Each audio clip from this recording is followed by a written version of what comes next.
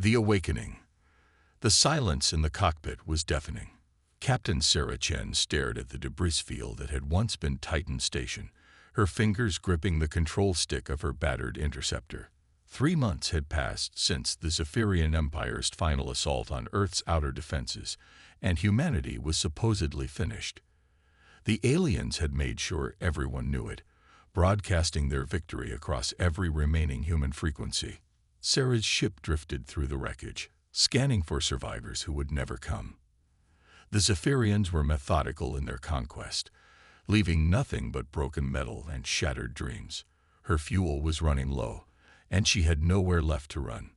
Earth's colonies had fallen one by one, their distress calls growing weaker until they stopped altogether.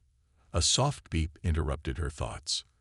An encrypted transmission was coming through on an old military frequency, one that hadn't been used since the war began.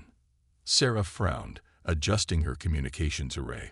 The signal was weak, probably bouncing off debris and old satellites, but it was definitely there. "This is Ghost One to any surviving Earth Defense Force personnel." The message crackled through static. "If you're receiving this, proceed to coordinates 77 Alpha 9. Authorization code Phoenix Rising." This is not a drill. Sarah's heart skipped. She recognized that voice. Admiral Marcus Torres had been declared missing in action 6 months ago, when his command ship disappeared during the Battle of Europa. Most assumed he was dead, but here was his voice, calm and commanding as ever. The coordinates led her deep into the asteroid belt between Mars and Jupiter, far from any known human outpost. Sarah's scanner showed nothing but rocks and ice, but she followed the signal anyway. What else did she have to lose? As she approached the designated location, her ship's proximity alarms began chirping frantically. Something massive was out there, hidden among the asteroids. Then the rocks began to move. Sarah watched in amazement as what she had taken for a large asteroid slowly revealed itself to be something else entirely. Metal plates shifted and separated, revealing docking bays and weapon emplacements. Running lights flickered to life along what was clearly the hull of an enormous starship. "Welcome to the Phoenix, Captain Chen." Admiral Torres' voice came through clearly now. "Please follow the guidance beacons to Docking Bay 7. The ship was impossibly huge. As Sarah piloted her interceptor through the cavernous hangar, she could see rows upon rows of fighters, bombers, and support craft. Technical crews worked frantically on the vessels, preparing them for combat. The place buzzed with activity, but it was organized chaos, the kind that came from experienced military personnel working under pressure. Admiral Torres waited for her on the flight deck, older than she remembered but with the same steel in his eyes. Behind him stood a woman in a lab coat and a younger officer she didn't recognize. "Admiral," Sarah said, snapping to attention despite everything. "I thought you were dead, sir." Torres smiled grimly. That was the idea. "Sarah, meet Dr. Elena Vasquez, the brilliant mind behind this ship, and Commander Jake Morrison, our tactical officer. Gentlemen, Captain Chen here shot down more Zephyrian fighters in the Battle of Luna than any other pilot." Dr. Vasquez stepped forward, her eyes bright with enthusiasm despite the dark circles beneath them. "Captain, what you're standing on is the culmination of 20 years of secret research and development. The Phoenix isn't just a ship, it's humanity's ace in the hole." Sarah looked around the massive hangar. "How long has this been here?" "We began construction 15 years ago," Torres explained, leading them toward a lift. "Long before the Zephyrians arrived, some of us saw the writing on the wall. Humanity needed to be prepared for a threat we couldn't imagine. When first contact turned into first blood, we knew our time had come." The lift carried them through the ship's interior, and Sarah marveled at what she saw. The Phoenix was like a floating city, with multiple decks devoted to everything from advanced laboratories to hydroponic gardens. But it was clearly built for war. Every corridor had weapon ports and blast doors. Every room could be sealed independently. "The Zephyrians think they've won," Commander Morrison said as they reached the bridge. "Their fleets are scattered across human space, occupying our worlds and strip mining our resources. They'd gotten comfortable. The bridge was a masterpiece of human engineering, combining the best of military efficiency with cutting-edge technology. Holographic displays showed the positions of Zephyrian fleets throughout the solar system, red dots marking their conquered territories. "This is our advantage," Dr. Vasquez said, activating a three-dimensional display of the Phoenix itself. "The Zephyrians rely heavily on their technology, but they've grown arrogant. They don't innovate. They don't adapt. Humans do." Sarah studied the ship's specifications. The Phoenix mounted weapons she'd never seen before, engines that could accelerate faster than anything in the human fleet, and armor that could withstand direct hits from Zephyrian plasma cannons. But more importantly, it had something the aliens seemed to lack: unpredictability. "Every system on this ship can be reconfigured on the fly," Dr. Vasquez continued. "Our weapons can switch between energy types, our engines can change their emission signatures, even our hull plating can alter its reflective properties. The Zephyrians are used to fighting enemies they can predict and counter. We're going to give them something they've never faced before." Admiral Torres moved to the captain's chair, his weathered hands resting on the armrests. "Our first mission is simple. There's a Zephyrian patrol fleet guarding the Jupiter transit point. 3 heavy cruisers and a dozen escort vessels. They think they're untouchable." Sarah felt her pulse quicken. "We're going to take them on. Just us." "Not just us," Morrison said with a grin. "We've been recruiting. Every survivor we could find. Every pilot who still had fight left in them. We've got a full crew of volunteers, and they're all spoiling for payback." The next few hours were a blur of preparation. Sarah found herself assigned as wing commander for the Phoenix's fighter squadrons, working with pilots she'd thought were dead. Men and women who had lost everything to the Zephyrians, but refused to give up.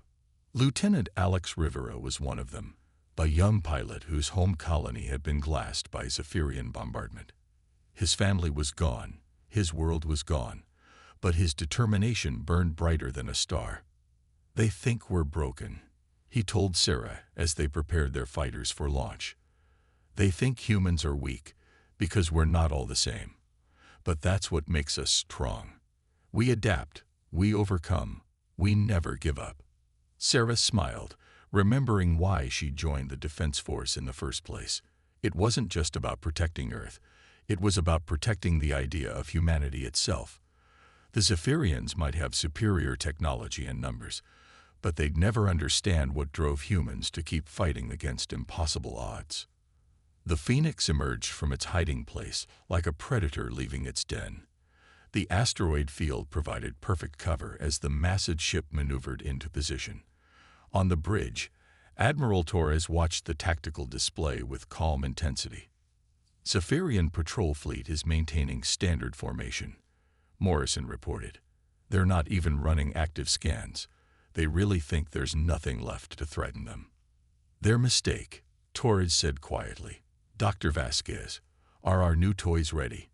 The science officer's fingers danced across her console. "Quantum torpedoes armed and ready, Admiral. Adaptive plasma cannons charging. Stealth field is holding steady." Sarah sat in her fighter, waiting in the launch bay with 30 other pilots. Through her canopy, she could see the Zephyrian fleet in the distance, their ships gleaming like silver daggers against the black of space. They looked so confident, so untouchable. "All wings, this is Phoenix Control." Torres' voice came through the comm. "Remember, we're not just fighting for revenge. We're fighting to prove that humanity isn't finished. Every shot you fire, every enemy you down, sends a message across the galaxy. Earth still stands." The launch bay doors opened, and space beckoned. Sarah felt the familiar rush of adrenaline as her fighter's engines came online. Behind her, the Phoenix's massive guns were training on their targets, invisible to Zephyrian sensors. "Phoenix to all units," Torres announced. "Operation Lazarus is go. Rise from the ashes, people. Show them what happens when you count out humanity." The first salvo from the Phoenix's main guns lit up space like a new sun. Quantum torpedoes streaked across the void at speeds that defied physics, slamming into the lid Zephyrian cruiser before its shields could even activate. The alien ship buckled and twisted as exotic matter ate through its hull like acid. Sarah launched with her squadron, screaming toward the enemy formation as chaos erupted around them. The Zephyrians were shouting in their clicking, chittering language, their perfect formation dissolving as they tried to understand what was happening. "This is impossible," one of the alien commanders broadcast on an open channel. "Earth's fleet was destroyed. How are they here?" Sarah smiled as she locked onto her first target, a Zephyrian escort that was spinning wildly, trying to acquire the Phoenix with its weapons. Her adaptive missiles struck home, their warheads shifting frequency to penetrate the alien's shields. "Because we're human," she whispered to herself as the enemy ship exploded. "And we never know when to quit." The battle was swift and decisive. The Phoenix's unconventional weapons tore through Zephyrian defenses that had been designed to counter known human technology. The alien commanders found themselves fighting an enemy that refused to follow their tactical models, that adapted and changed with each passing moment. Within an hour, the Zephyrian patrol fleet was nothing but debris and distress signals. Not a single human life had been lost, though several fighters had taken damage. As they returned to the Phoenix, Sarah could hear the excitement in her pilots' voices. "Did you see that cruiser try to recalibrate its shields?" Rivera laughed over the comm. "It kept switching frequencies, but our torpedoes just kept adapting faster." Admiral Torres' voice cut through the chatter. "Good work, people. But this is just the beginning. The Empire knows we're here now, and they're going to come for us with everything they have." Dr. Vasquez was already analyzing the battle data when Sarah reached the bridge. "The Zephyrians are broadcasting on all frequencies," she reported. "They're calling for reinforcements and warning their fleets about unknown human technology." "Let them come," Torres said, settling back into his command chair. "The Phoenix was built for this. And more importantly, humanity was built for this. We've always been at our best when our backs were against the wall." Sarah looked out at the stars, knowing that somewhere out there, human colonies were receiving the news that Earth still fought. The resistance would grow stronger, hope would spread, and the Zephyrian Empire would learn what humans had always known. When you think you've defeated humanity, that's when you should be most afraid. Because humans don't just survive, they thrive. And they never, ever give up. The counter-strike. Admiral Kethfar of the Zephyrian Empire stood before the holographic display in his command chamber, his four arms crossed in frustration. The destruction of Patrol Fleet 7 had sent shockwaves through the entire invasion force. For 3 months, the Empire had believed humanity was finished, their military destroyed, their worlds helpless. Now this. "Show me the engagement data again," Kethfar commanded, his translator converting his clicking speech into standard Galactic. The hologram replayed the battle, showing how the mysterious human vessel had appeared from nowhere and annihilated an entire patrol fleet. His tactical officer, a younger Zephyrian named Velatar, manipulated the display with nervous precision. "The human ship used weapons we've never encountered, Admiral. Our shields were completely ineffective, and their fighters moved in patterns that defied our combat algorithms." Kethfar's mandibles clicked in irritation. The Zephyrian Empire had conquered 17 species over the past century, each following predictable patterns of resistance and eventual surrender. Humans had seen no different until now. "Deploy Hunter Squadron Omega," he decided. 5 heavy cruisers, 2 carriers, and full support vessels. I want this human ship found and destroyed before it can cause more damage. Meanwhile, aboard the Phoenix, Dr. Elena Vasquez was making a discovery that would change everything. Deep in the ship's intelligence center, she analyzed intercepted Zephyrian communications with growing excitement. "Admiral Torres, you need to see this," she called, her voice tight with urgency. Torres arrived within minutes, followed by Commander Morrison and Captain Chen. The main display showed a 3-dimensional map of the outer solar system, with red markers indicating Zephyrian positions. We've been monitoring their communications since the battle, Dr. Vasquez explained. The Zephyrians aren't just occupying our worlds, they're building something. Look at this. The display zoomed in on a massive construction project hidden behind one of Jupiter's moons. The structure was enormous, easily twice the size of the Phoenix, with distinctive weapon emplacements and what appeared to be some kind of focusing array. It's a planet killer, Morrison said quietly. They're building a weapon that can crack worlds. Sarah felt ice in her veins. Why would they need something like that? They've already conquered our planets. Dr. Vasquez pulled up additional data. According to these intercepts, it's not meant for our current worlds. They're planning to use it on Earth itself. The Zephyrians want to make an example of humanity, to show other species what happens when you resist the Empire. Admiral Torres studied the intelligence with the calm intensity that had made him legendary. How long until it's operational? 72 hours, maybe less, Dr. Vasquez replied. The weapon is in final testing phases. Once it's complete, they'll move it into Earth orbit and finish what they started. The bridge fell silent. Everyone understood what this meant. Earth might be battered and occupied, but it still had nearly 2 billion people living on it. Families, children, the elderly, all helpless against a weapon of such magnitude. We have to stop it, Sarah said, voicing what everyone was thinking. Against how many ships? Morrison asked, pulling up the tactical data. Intelligence shows at least 3 full battle groups protecting that facility. We're talking about 60 heavy warships, plus fighter squadrons and orbital defense platforms. Then we'd better get creative, Torres said with a grim smile. Dr. Vasquez, what can you tell me about that weapon's vulnerabilities?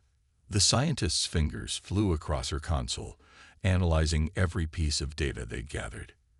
It's powered by a massive quantum reactor, similar to the ones the Zephyrians use in their largest ships.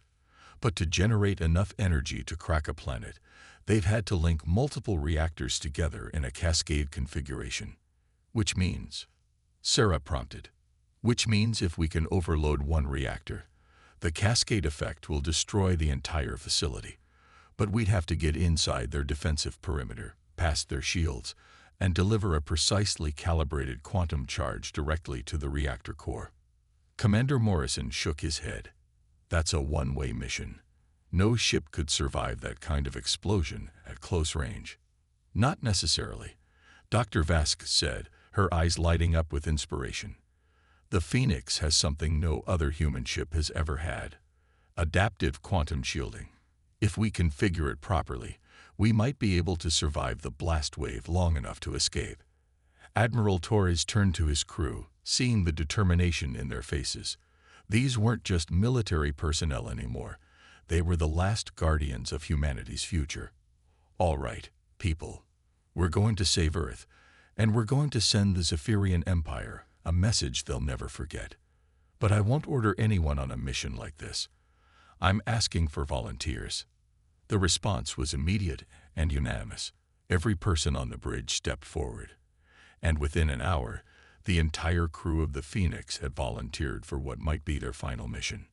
Lieutenant Rivera found Sarah in the fighter bay, both of them running final checks on their craft. The young pilot's hands were steady as he calibrated his weapons, but Sarah could see the weight of what they were about to attempt in his eyes. My little sister would have been 8 today, he said quietly. She was on New Angeles when the Zephyrians hit. I keep thinking about her, about all the kids on Earth who deserve a chance to grow up. Sarah placed a hand on his shoulder. We're going to give them that chance.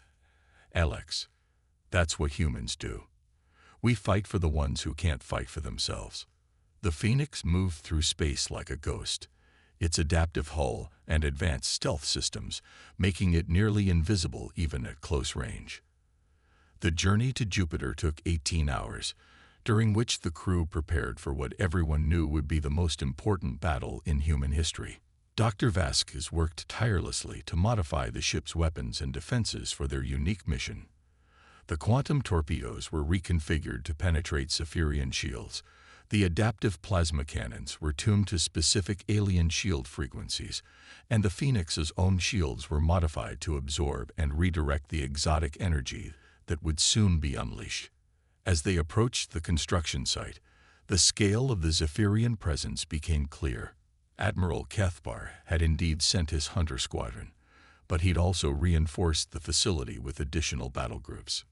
Nearly 100 alien warships surrounded the planet killer weapon, their formation so tight that a fly couldn't have passed through undetected. "They're expecting us," Morrison observed, studying the tactical display. "Good," Torres replied. "Let's not disappoint them. All stations, prepare for combat." "Dr. Vasquez, are the quantum charges ready?" "Primed and loaded, Admiral. But remember, we'll only get one shot at the reactor core. If we miss, there won't be time for a second attempt." Sarah sat in her fighter, surrounded by 29 other pilots who represented the best of humanity's warrior spirit. They were farmers and teachers, engineers and artists, all united by their refusal to let their species fade quietly into extinction. "Phoenix control to all wings," Torres announced. "Today we show the galaxy what humans are really made of. We're not the strongest species, we're not the most advanced, but we have something the Zephyrians will never understand. We have hope, and we have each other." The Phoenix dropped its stealth field and accelerated toward the Zephyrian formation at maximum burn. Every alarm in the alien fleet began sounding as sensors detected the massive human ship charging directly at their defensive line. "Impossible." Admiral Cathbar snarled as reports flooded his command center. How did they get so close? The answer came in the form of quantum torpedoes that tore through his lead cruisers like paper. The Phoenix's adaptive weapons systems had analyzed every piece of battle data from their previous engagement, learning and evolving to counter Zephyrian defenses. Sarah launched with her squadron, leading them in a desperate charge through the enemy formation. Zephyrian fighters swarmed to intercept them, but the human pilots flew with a fury born of desperation and determination. "Remember, our job is to clear a path for the Phoenix," Sarah broadcast to her wings. "Whatever happens, that ship has to reach the reactor core." The battle was unlike anything the galaxy had ever seen. The Phoenix fought its way through layers of Zephyrian defenses, its revolutionary weapons and defenses adapting to each new threat. When the aliens switched to plasma cannons, the Phoenix's shields absorbed and redirected the energy. When they launched missiles, the ship's point defense systems evolved new countermeasures in real time. But the Zephyrians were learning too. Admiral Cathbar watched the battle with growing respect for his human opponents, adjusting his tactics to compensate for their unpredictability. "Focus all firepower on their engines," he commanded. "If we can't outthink them, we'll overwhelm them with raw power." The Phoenix shuddered under concentrated enemy fire, its shields flaring as dozens of heavy weapons struck home. In the engine room, Chief Engineer Rodriguez worked frantically to keep the quantum drives online as explosions rocked the ship. "Shields at 40%, Morrison reported. "Hull breaches on decks 7 and 12. "We're taking a beating, Admiral." Torres gripped his command chair as the ship bucked under enemy fire. Through the viewports, he could see the planet killer weapon growing larger, its massive bulk bristling with defensive turrets. "Distance to target?" he asked. 15 kilometers in closing, Dr. Vasquez replied. "The reactor core is directly ahead, but their defensive grid is concentrating fire on us." Sarah and her remaining fighters had punched through the fighter screen, but at terrible cost. Only 12 of the original 30 pilots were still flying, their ships battered but still fighting. Lieutenant Rivera's fighter had taken hits that should have destroyed it, but the young pilot kept flying through sheer determination.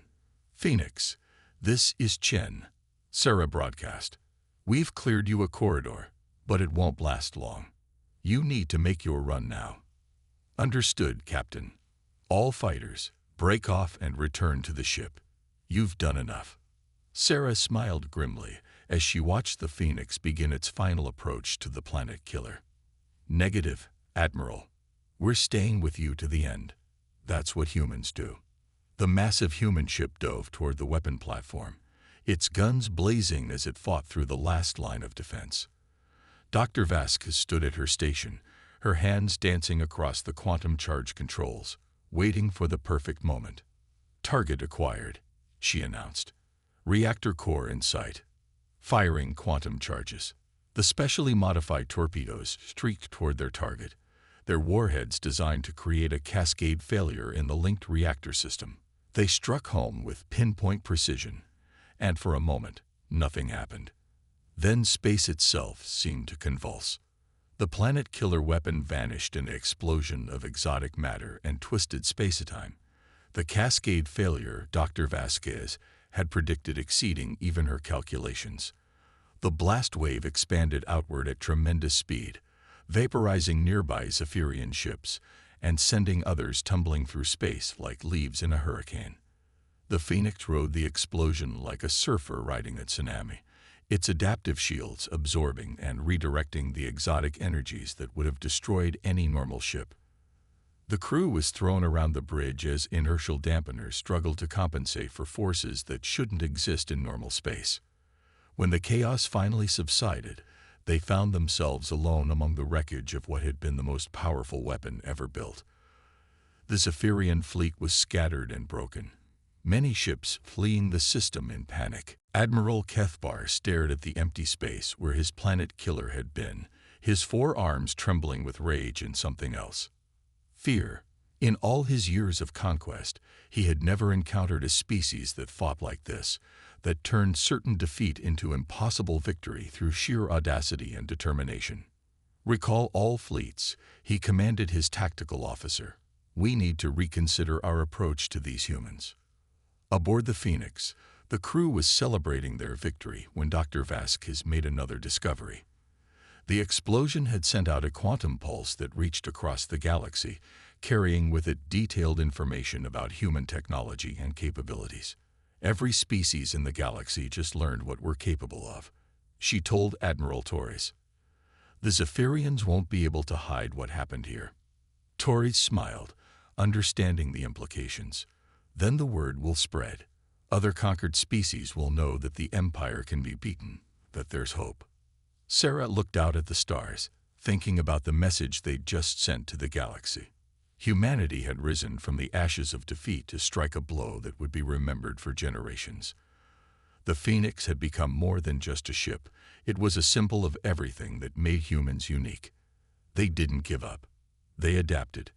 They found ways to turn their weaknesses into strengths and their desperation into determination. Most importantly, they never fought alone, drawing strength from each other and from their unshakable belief that tomorrow could be better than today. The war wasn't over, but everything had changed. The Zephyrian Empire now knew that humanity was far from finished, and across the galaxy, other oppressed species were beginning to believe that freedom was possible. The Phoenix set course for Earth, carrying with it the hope of an entire species and the promise that sometimes, just sometimes, the good guys really do win.